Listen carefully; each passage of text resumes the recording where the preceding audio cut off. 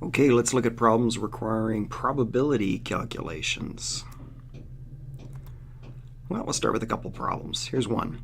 Two parents are heterozygous for a recessive disease and have a male offspring. So they've already got this kid. And the question is, what is the probability that their son will have the disease? Now you're going to look at this next question and say, isn't this the same question? Let's take a look. Two parents are heterozygous for a disease. Sounds like it's the same question. What is the probability that they have a son with the disease? These seem to be the exact same question, but they are actually different, and we'll get into that. We're going to start with question one first. The first question asks specifically about the probability of the disease occurring to the son, and the son's already born, so he is already born. The second question asks about the probability of their next offspring being a son, so no one's born yet, and having the disease. So that's in fact what's called a two-event probability. So these are two things. Are we going to have a son? And will the son have the disease? So what is the chance of having a son? Let's think about that first. Well, it's 50%. It's either a boy or a girl. Boys are XY, girls are XX. That's a pretty straightforward.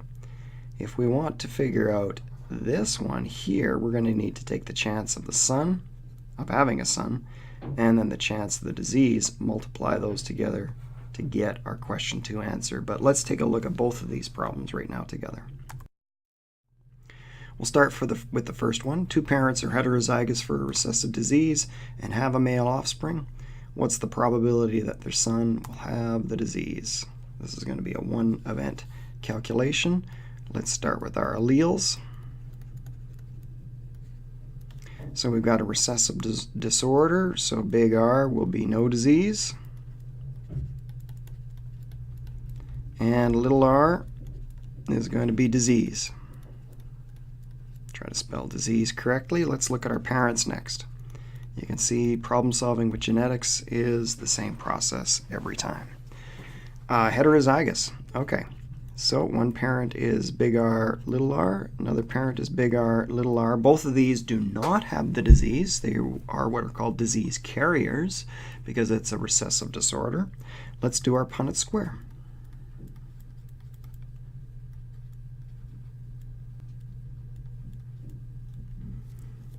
So the son has already been born again. So we are just going to see what are the chances of getting offspring with this disorder or disease. Alrighty, so no disease. In fact, no longer a carrier. 1 in 4. Another 1 in 4. So it looks like half of the offspring are carriers, and 1/4 or 25%, 1/4 of the offspring,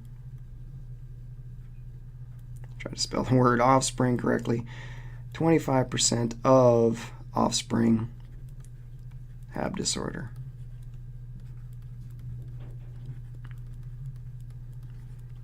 Let's actually do our answer down here. I know we've got it over there, but we always want to highlight our work area so it can be checked over. In a written response, you have to show your work like this. There is a 25% chance that the son will have the disease.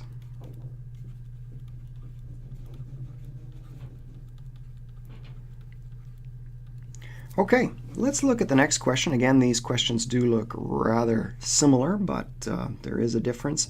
This one, the son is already born, and in the next question, there is no son born yet. So we want to do two events in the. So we've got two parents are heterozygous for a recessive disorder. What is the probability that they will have a son with the disease? So again, there's two events here. They will have a son multiplied by the chance of having the disease. Again, we'll get the alleles out here. We'll do this really quickly. Alleles and parents, it's going to be the same. as above, basically heterozygous crossed with heterozygous, it is a recessive disorder. Go ahead and fill this Punnett square out before I get it.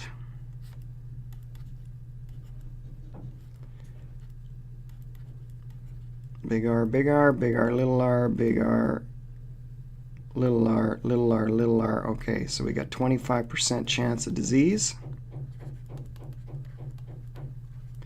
We know the chance of having a son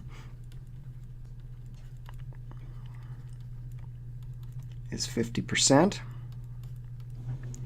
Okay, so we're going to multiply, we're going to combine both of those probabilities together. Chance of a son and chance of the disease. Turn those both into decimals to multiply them properly on a calculator, because 50% is actually 0.5, and multiplied by 0.25. In other words, what's half of 0.25? And that is going to be 0.125, or 12.5% chance.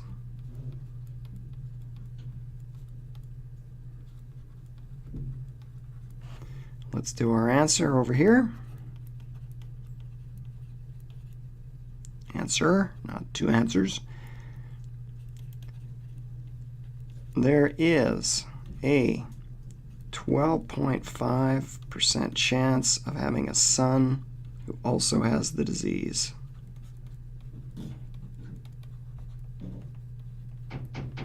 So two events, son and he has the disease.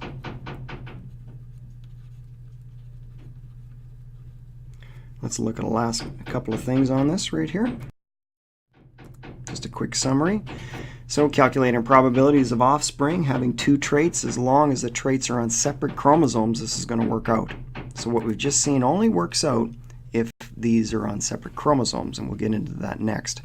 In the previous problem, we calculated the probability of having a son and the son having a recessive disease. This calculation will be correct if the traits are on separate chromosomes. Now, why is that? This is because during meiosis, chromosomes do sort independently. They're just randomly pulled to the center. Say that trait is on chromosome 2. Say one of the traits is on chromosome 2, so just one trait is on chromosome 2, and say it's the maternal one, so the one you got from your mother. And then we got another on chromosome 3, and that's a chromosome you got from your dad. These chromosomes and the traits they carry will randomly sort into gametes. That's how gametes are created. That's why gametes are always unique.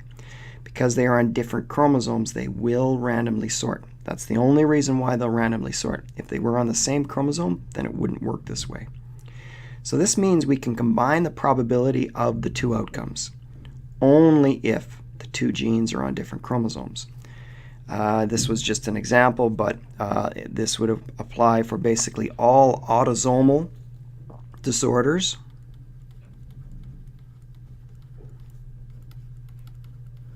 Because autosomal disorders are not on the sex chromosome, and of course the sex is determined on the sex chromosome. So very quickly, this is what we saw. Probability of having a son is 0.5 or 50%. Probability of having a recessive disease in the case of heterozygous parents was 0.25 or 25%. We combine those two together right here, and we got our answer. Of course, we convert that back into a percent, so it's 12.5%. Okay, let's see what we're going to learn next.